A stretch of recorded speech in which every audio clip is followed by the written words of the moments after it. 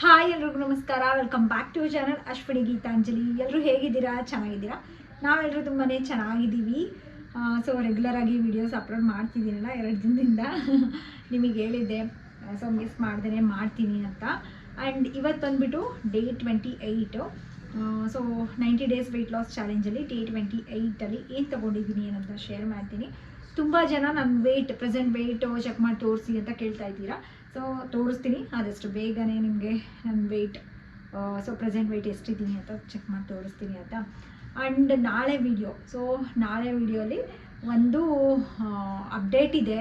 So ನನಗೆ ನನ್ನ weight loss ಜರ್ನಿಯಲ್ಲಿ ಅದು ಸ್ವಲ್ಪ ದೊಡ್ಡ ಅಪ್ಡೇಟ್ ಅಂತಲೇ ಹೇಳ್ಬೋದು. ತುಂಬ ಜನ ವರ್ಕೌಟ್ಸ್ ಮಾಡ್ತಿಲ್ವಾ ಅಂತ ಕೇಳ್ತಿದ್ದೀರಾ. ಸೊ ಇದಕ್ಕೆಲ್ಲ ಆನ್ಸರ್ ನಾಳೆ ವಿಡಿಯೋಲಿ ಸಿಗುತ್ತೆ. ಸೊ ಹಾಗಾಗಿ ವೀಡಿಯೋಸ್ನ ಮಿಸ್ ಮಾಡ್ದೇ ನೋಡಿ. ಆ್ಯಂಡ್ ಸೊ ಇವತ್ತಿನ 28ಅಲ್ಲಿ ಏನು ತೊಗೊಂಡಿದ್ದೀನಿ ಅನ್ನೋದನ್ನ ಶೇರ್ ಮಾಡ್ತೀನಿ.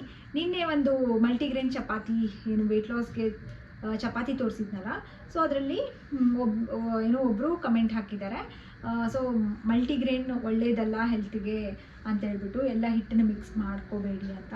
ಸೊ ಮಲ್ಟಿಗ್ರೇನ್ ಅನ್ನೋದು ನಮಗೆ ಹೆಲ್ತ್ಗೂ ಒಳ್ಳೆಯದು, ಈವನ್ ಡೈಜೆಷನ್ಗೆ ಅಥವಾ ವೆಯ್ಟ್ ಲಾಸಲ್ಲಿ ತುಂಬಾ ಹೆಲ್ಪ್ ಆಗುತ್ತೆ. ಸೊ ಬರೀ ಗೋಧಿನ ತೊಗೊಳ್ಳೋದ್ರಿಂದ ನಮಗೆ ಅದರಲ್ಲಿ ಆದಷ್ಟು ಕಾರ್ಬೋಹೈಡ್ರೇಟ್ಸೇ ಸಿಗುತ್ತೆ. ಸೊ ಈ ಥರ ಮಲ್ಟಿಗ್ರೇನ್ಸ್ ನಾನು ಮನೆಯಲ್ಲೇ ಯಾವ ರೀತಿಯಾಗಿ ಮಲ್ಟಿಗ್ರೇನ್ ಎಲ್ಲ ಯೂಸ್ ಮಾಡಿಕೊಂಡು ಮಿಲ್ಗೆಲ್ಲ ಹಾಕ್ಸ್ಕೊಂಡ್ಬಂದು ಯೂಸ್ ಮಾಡ್ಕೊಳ್ಬೋದು. ರೆಗ್ಯುಲರಾಗಿ ಮನೇಲಿ ಮಾಡೋ ಚಪಾತಿಗಳನ್ನ ಬಿಟ್ಟು ಬರೀ ವೆಯ್ಟ್ ಲಾಸ್ ಮಾಡೋದಕ್ಕಷ್ಟೇ ಅಲ್ಲ, ಹೆಲ್ತ್ ವೈಸೂ ತುಂಬ ಒಳ್ಳೆಯದು. ಅದರಲ್ಲಿ ನಮಗೆ ಪ್ರೋಟೀನ್ ಅಂಶ ಜಾಸ್ತಿ ಸಿಗುತ್ತೆ, ಫೈಬರ್ ಅಂಶ ಜಾಸ್ತಿ ಸಿಗುತ್ತೆ, ಆ್ಯಂಡ್ ಕ್ಯಾಲ್ಶಿಯಂ, ರಾಗಿನ ಆ್ಯಡ್ ಮಾಡೋದ್ರಿಂದ ರಾಗಿ ಹಿಟ್ಟು ಕ್ಯಾಲ್ಶಿಯಂ ಸಿಗುತ್ತೆ. ಸೊ ಬೇಸನ್ನು, ಕಡಲೆ ಹಿಟ್ಟು ಮತ್ತು ಕಾಬೂಲ್ ಕಡಲೆ ಇದರೆಲ್ಲ ನಾವು ಏನೇನು ಮಲ್ಟಿಗ್ರೇನ್ ಹಿಟ್ಟು ನನ್ನ ಮನೇಲಿ ಯಾವ ರೀತಿಯಾಗಿ ಮಾಡ್ಕೊಳ್ತಿದ್ದೆ ಅಂತೇಳಿ ತೋರಿಸಿದ್ದೆ ವಿಡಿಯೋ. ಸೊ ಕ್ಲಿಯರಾಗಿ ಅದರದ್ದು ಲಿಂಕ್ ಇದ್ದರೆ ನಾನು ಕೊಡ್ತೀನಿ.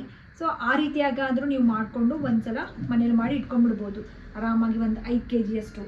ಸೊ ನಿಮಗೆ ಎಷ್ಟು ಬೇಕೋ ಅಷ್ಟು ಹೊರಗಡೆ ಇಟ್ಕೊಂಡು ಉಳಿದಿದ್ದೆಲ್ಲ ಫ್ರಿಜ್ಜಲ್ಲಿ ಇಟ್ಕೊಂಡಿದ್ರೆ ಆರಾಮಾಗಿ ಏನೂ ಹುಳು ಇಡೋದಿಲ್ಲ, ಚೆನ್ನಾಗಿರುತ್ತೆ. ಅಂದರೆ ರೆಗ್ಯುಲರಾಗಿ ನಮಗೆ ಚಪಾತಿ ತೊಗೊಳ್ತಿರ್ತೀವಿ ಅಥವಾ ರೊಟ್ಟಿ ತೊಗೊಳಕ್ಕೆ ಆಗೋದಿಲ್ಲ ದಿನ ಅಂತ ಅಂದ್ಕೊಳ್ಳೋರು ಆ ರೀತಿಯಾಗಿ ಮಲ್ಟಿಗ್ರೇನ್ ಚಪಾತಿ ಹಿಟ್ಟನ್ನ ಮಾಡ್ಕೊಂಡು ಇಟ್ಕೊಳ್ಳೋದೇ ತುಂಬ ಒಳ್ಳೆಯದು. ನಾರ್ಮಲ್ ಜಸ್ಟ್ ಗೋಧಿ ಹಿಟ್ಟಿಂದ ಮಾಡೋ ಚಪಾತಿಗಳನ್ನ ಮಾತ್ರ ತೊಗೊಳಕ್ಕೆ ಹೋಗ್ಬಿಡಿ. ಅದನ್ನು ತೊಗೊಂಡು ನಾನು ಡಯಟ್ ಮಾಡ್ತಿದ್ದೀನಿ ಅಂದರೆ ಖಂಡಿತ ವೆಯ್ಟ್ ಲಾಸ್ ಆಗಲ್ಲ.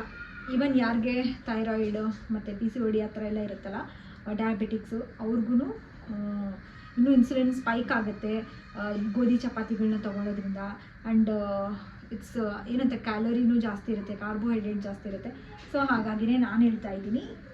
ಈ ಎಕ್ಸ್ಪ್ಲನೇಷನ್ ಯಾಕೆ ಕೊಡ್ತಾ ಇದ್ದೀನಿ ಅಂದರೆ, ಎಷ್ಟೊಂದು ಜನ ಅವ್ರ ಥರನೇ ಅಂದ್ಕೊಂಡಿರ್ಬೋದು ಎಲ್ಲ ಹಿಟ್ಟುಗಳನ್ನ ಹಾಕಿ ಮಿಕ್ಸ್ ಮಾಡ್ಕೊಳ್ಳೋ ಅಂಥದ್ದು ಒಳ್ಳೆಯದಲ್ಲೇನೋ ಹೆಲ್ತಿಗೆ ಅಂತ. ತುಂಬಾ ಒಳ್ಳೆಯದು. ಸೊ ಮನೇಲಿ ಒಂದು 2-3 ಥರದ ಹಿಟ್ಟಾದರೂ ಇರುತ್ತಲ್ಲ, ಸೊ ಅದನ್ನು ನಿಮಗೆ ಕಡಲೆ ಹಿಟ್ಟು ಮಿಕ್ಸ್ ಮಾಡ್ಕೊಳ್ಳಿ. ಆ್ಯಂಡ್ ನಾನು ಪೋರ್ಷನ್ ತೋರಿಸಿರ್ತೀನಿ ಎಷ್ಟೆಷ್ಟು ಮಿಕ್ಸ್ ಮಾಡ್ಕೊಳ್ತೀನಿ ಅಂತ. ರಾಗಿ ಹಿಟ್ಟು, ಸೊ ಈ ಥರದ ಹಿಟ್ಟುಗಳನ್ನ ಓಟ್ಸ್ ಇತ್ತು ಅಂದರೆ ಓಟ್ಸ್ ಪೌಡರ್ನು ಮಿಕ್ಸ್ ಮಾಡ್ಕೋಬೋದು. ಸೊ ಈ ಥರ ಮಾಡಿಕೊಂಡು ಚಪಾತಿಗಳನ್ನ ತೊಗೊಂಡ್ರೆ ನಮಗೆ ನಿಜವಾಗ್ಲೂ ಒಳ್ಳೆಯದು. ಆಯಿತಾ? ಅದನ್ನು ಒಂದು ಕ್ಲಾರಿಟಿ ಕೊಟ್ಟೆ. ತುಂಬ ಜನ ಲಾಂಗ್ ವೀಡಿಯೋಸ್ ಕೇಳ್ತಿದ್ದೀರಾ, ಮಾಡ್ತೀನಿ. ಆ್ಯಕ್ಚುಲಿ ಈಗ ಆರಾಧ್ಯಗೆ ಎಕ್ಸಾಮ್ಸ್ ಸ್ಟಾರ್ಟ್ ಆಗುತ್ತೆ, ಸ್ವಲ್ಪ ಅದರಲ್ಲಿ ಬ್ಯುಸಿ ಇರ್ತೀನಿ. ಮಕ್ಕಳಿಗೆ ಎಕ್ಸಾಮ್ಸ್ ಅಂದರೆ ಅವ್ರಿಗಿಂತ ಜಾಸ್ತಿ ನಮಗೆ ಕೆಲಸ ಜಾಸ್ತಿ, ಟೆನ್ಷನ್ ಜಾಸ್ತಿ, ಆ್ಯಂಡ್ ಓದಿಸ್ಬೇಕು. ಸ್ವಲ್ಪ ದೊಡ್ಡವರಾದರೆ ಮಕ್ಕಳು ಅವ್ರ ಪಾಡಿಗೆ ಅವ್ರು ಓದ್ತಾರೆ ಅನ್ನೋಕ್ಕೆ. ಬಟ್ ಈ ಥರ ಚಿಕ್ಕ ಮಕ್ಕಳಿಗೆ ನಾವಿದ್ದರೆ ಮಾತ್ರ ಓದೋದು ಆ್ಯಂಡ್ ಅವ್ರಿಗೆ ಹೇಳ್ಕೊಡೋದು, ಸೊ ಈ ಥರ ಎಲ್ಲ ಇರುತ್ತಲ್ಲ. ಸೊ ಹಂಗಾಗಿ ಆದಷ್ಟು ಕ್ಲಿಪ್ಪಿಂಗ್ಸ್ನ ಶೇರ್ ಮಾಡ್ಕೊಳ್ಳೋದಕ್ಕೆ ಟ್ರೈ ಮಾಡ್ತೀನಿ.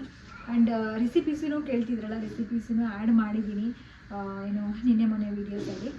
ನಿಮ್ಗೆ ಇಷ್ಟ ಆಗುತ್ತೆ ಅಂತ ಅಂದ್ಕೊಂಡಿದ್ದೀನಿ. ನೀವು ನನ್ನ ಹಳೆ ವೀಡಿಯೋಸ್ ನೋಡಿ ಚೆಕ್ ಮಾಡಿ, ಅದರಲ್ಲಿ ತುಂಬ ರೆಸಿಪೀಸ್ನ ಶೇರ್ ಮಾಡಿದ್ದೀನಿ. ಸೊ ನಿಮ್ಗೆ ಟೈಮ್ ಸಿಕ್ಕರೆ ಡೆಫಿನೆಟ್ಲಿ ನೀವು ಒಂದ್ಸರಿ ನನ್ನ ಪ್ಲೇಲಿಸ್ಟ್ ಚೆಕ್ ಮಾಡಿ, ಅದರಲ್ಲಿ ಎಲ್ಲ ರೆಸಿಪೀಸ್ ಇರುತ್ತೆ. ಯಾರಿಗೆ ವರ್ಕ್ ಮಾಡೋರಿಗೆ ಯಾವ ರೀತಿಯಾಗಿ ಡಯಟ್ ಮಾಡ್ಬೋದು, ಯಾವ ರೀತಿಯಾಗಿ ರೆಸಿಪೀಸ್ ಮಾಡ್ಕೋಬೋದು, ಅಥವಾ ಹೌಸ್ ವೈಫ್ಗಳಿದ್ದರೆ ಯಾವ ರೀತಿಯಾಗಿ ಮಾಡ್ಕೋಬೋದು. ಸೊ ಈ ಥರದ್ದೆಲ್ಲ ಐಡಿಯಾಸ್ನ ಶೇರ್ ಮಾಡ್ಕೊಂಡಿದ್ದೀನಿ. ಈಗ ನನಗೇನು ಅಂದರೆ ಮೇಯ್ನಾಗಿ ನನಗೆ ಯಾವ ಥರ ಆಗುತ್ತಲ್ಲ ವೆಯ್ಟ್ ಲಾಸ್ ಜರ್ನಿ ಮಾಡ್ಕೊಳ್ಳೋದಕ್ಕೆ ಈಸಿಯಾಗಿ.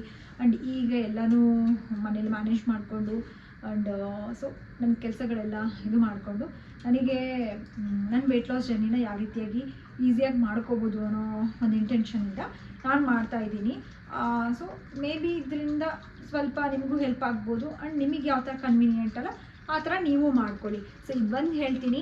ಆ್ಯಂಡ್ ಇಲ್ಲಿ ವೇರ್ ಮಾಡಿರೋಂಥ ಇವತ್ತು ಈ ಡ್ರೆಸ್ ವೇರ್ ಮಾಡಿದ್ದೀನಿ. ತುಂಬಾ ಪ್ರಿಟಿಯಾಗಿದೆ. ಪಿಂಟು ಸೊತ್ತಡಿ, ತುಂಬ ಅಂದರೆ ತುಂಬ ಪ್ರಿಟಿಯಾಗಿದೆ. ಈ ಥರ ನೆಕ್ ಡೀಟೇಲಿಂಗ್ ಎಷ್ಟು ಚೆನ್ನಾಗಿ ಕೊಟ್ಟಿದ್ದಾರೆ ಗೊತ್ತಾ, ಕಾಣಿಸ್ತಾ ಇದೆ ನಿಮಗೆ. ಇಲ್ಲಿ ಅದರದ್ದು ಫೋಟೋ ಆ್ಯಡ್ ಮಾಡ್ತೀನಿ. ಫುಲ್ ಮ್ಯಾಕ್ಸಿ ಥರ ಬರುತ್ತೆ ಇದು. Actually kurti full long maxi ಬರುತ್ತೆ. ಇಷ್ಟೇ ತೋರ್ಸೋಕ್ಕಾಗೋದು, ಫುಲ್ ಕೆಳಗಡೆ ತೋರ್ಸೋಕ್ಕಾಗಲ್ಲ. ಸೊ ಬ್ಯಾಕ್ ಈ ಸೈಡ್ ಸ್ಲೀವ್ಸ್ ಫುಲ್ ಹೇಳಿದ್ನಲ್ಲ. ನೆಕ್ ಪಾರ್ಟಲ್ಲಿ ಈ ಥರ ತುಂಬಾ ಚೆನ್ನಾಗಿದೆ ಪ್ಯಾಟ್ರನ್ ಅಲ್ಲ. ಸೊ ನಂಗೆ ತುಂಬಾ ಇಷ್ಟ ಆಯಿತು. ನಾನು ವೀಡಿಯೋಲಿ ವೇರ್ ಮಾಡೋವಂಥ ಔಟ್ಫಿಟ್ಸ್ ಲಿಂಕ್ ಕೇಳ್ತಿರ್ತೀರ. ಸೊ ನಾನು ಹಂಗೇನಾದರೂ ಲಿಂಕ್ ಸಿಕ್ತು, ನಾನು ಆನ್ಲೈನಲ್ಲಿ ಯೂಶ್ವಲಿ ನಾನೀಗ ಹೊರಗಡೆ ಹೋಗಿ ಶಾಪಿಂಗ್ ಮಾಡೋದೇ ಆಲ್ಮೋಸ್ಟ್ ಕಡಿಮೆ ಆಗಿಬಿಟ್ಟಿದೆ. ಏನಿದ್ರು ಆನ್ಲೈನಲ್ಲೇ ತೊಗೊಳೋದು, ಶಾಪಿಂಗ್ ಮಾಡೋದು. ಸೊ ಲಿಂಕ್ಸ್ ಆಲ್ಮೋಸ್ಟ್ ಇರುತ್ತೆ, ಇದ್ದರೆ ನಾನು ಕೊಟ್ಟಿರ್ತೀನಿ, ಚೆಕ್ ಮಾಡ್ಕೊಳ್ಳಿ ಆಯಿತಾ. ಆ್ಯಂಡ್ ಇವತ್ತಿನ ವೀಡಿಯೋ ಅಂದರೆ Day 28 ವೀಡಿಯೋ ಕಂಟಿನ್ಯೂ ಮಾಡೋಣಂತೆ. ಇದು ಸ್ವಲ್ಪ ಜಾಸ್ತಿನೇ ಮಾತಾಡಿದ್ದೀನಲ್ಲ. ಆ್ಯಂಡ್ ಬನ್ನಿ ಸ್ಟಾರ್ಟ್ ಮಾಡೋಣಂತೆ. ಸಾರಿ, ಇವತ್ತು ಸ್ವಲ್ಪ ಲೇಟ್ ಆಯಿತು ವಿಡಿಯೋ. ಈಗ 8:50 ಆಗಿದೆ ಟೈಮು. ಹೀಗೆ ವಾಯ್ಸ್ ಓವರ್ ಕೊಟ್ಟು ನಿಮಗೆ ಅಪ್ಲೋಡ್ ಮಾಡ್ತಾ ಇದ್ದೀನಿ. ಬೆಳಗ್ಗೆಯಿಂದ ಸ್ವಲ್ಪ ಕೆಲಸ ಇತ್ತು, ಹಾಗಾಗಿ ಆಗಲಿಲ್ಲ. Day 28 ಮಾರ್ನಿಂಗ್ ಏನು ತೊಗೊಂಡಿದ್ನಿ ಅದನ್ನ ಫಸ್ಟ್ ಮಾರ್ನಿಂಗ್ ಬಂದುಬಿಟ್ಟು ವೆಯ್ಟ್ ಲಾಸ್ ಡ್ರಿಂಕ್ ತೊಗೊಂಡೆ. ಇವತ್ತು ಸ್ವಲ್ಪ ಸಿಂಪಲ್ಲಾಗಿ ಹಸಿ ಅರಿಶಿನ ಅಂತ ಸಿಗುತ್ತಲ್ಲ, ಈಗಂತೂ ಸೀಸನಲ್ಲಿ ಸಿಕ್ಕೇ ಸಿಗುತ್ತೆ. ಇದನ್ನು ನಾನು ಪರ್ಟಿಕ್ಯುಲರಾಗಿ ಏನಕ್ಕೆ ತೊಗೊಂಡೆ ಅಂತಂದರೆ ಸ್ವಲ್ಪ ಶೀತ ಆಗೋ ಥರ ಇತ್ತು, ಹಾಗಾಗಿ ಇದನ್ನು ಇನ್ಕ್ಲೂಡ್ ಮಾಡ್ಕೊಂಡಿದ್ದೀನಿ. ಇದು ಇಲ್ಲ ಅಂತಂದ್ರೂ ನೀವು ಸ್ಕಿಪ್ ಮಾಡ್ಬೋದು. ಸ್ವಲ್ಪ ಅರಿಶಿನ ಹಾಕ್ಕೊಂಡು ಕುಡಿಬೋದು.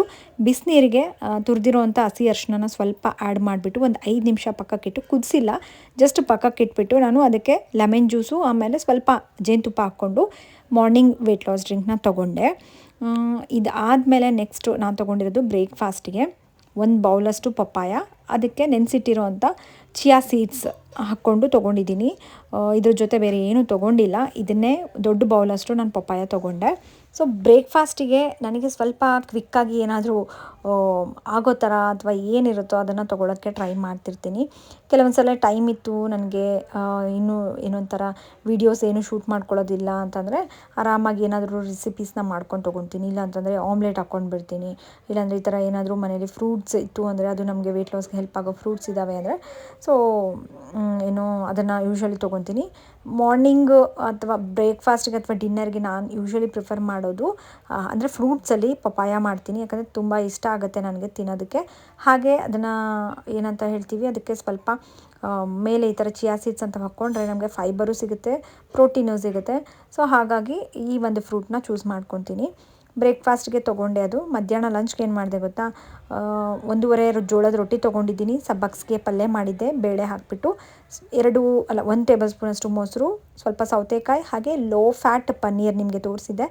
ಮಿಲ್ಕಿ ಮಿಸ್ಟಲ್ಲಿ ಸಿಗುತ್ತೆ. ನನಗೆ ಇಲ್ಲಿ ನಾವಿರೋವಂಥ ಏರಿಯಾದಲ್ಲಿ ಈಸಿಯಾಗಿ ಸಿಕ್ಬಿಡುತ್ತೆ. ಸೂಪರ್ ಮಾರ್ಕೆಟಲ್ಲಿ ಏನು ಲೋ ಫ್ಯಾಟ್ ಪನ್ನೀರ್ ಮಿಲ್ಕಿ ಮಿಸ್ಟಿಂದು ತೊಗೊಂಡ್ಬಿಡ್ತೀನಿ. ನಿಮಗೆ ಲಿಂಕ್ನು ಕೊಟ್ಟಿದ್ದೆ ಲಾಸ್ಟ್ ಟೈಮು, ಅಮೆಝಾನಲ್ಲೂ ಸಿಗುತ್ತೆ ಅಂದ್ಬಿಟ್ಟು. ಯಾರಿಗೆ ಅವೈಲಬಲ್ ಇಲ್ಲಪ್ಪ ಅಂತಂದರೆ ನೀವಂಥವ್ರು ಅಮೆಝಾನಿಂದ ತರಿಸ್ಕೋಬೋದು, ಪ್ರಾಬ್ಲಮ್ ಏನಿಲ್ಲ.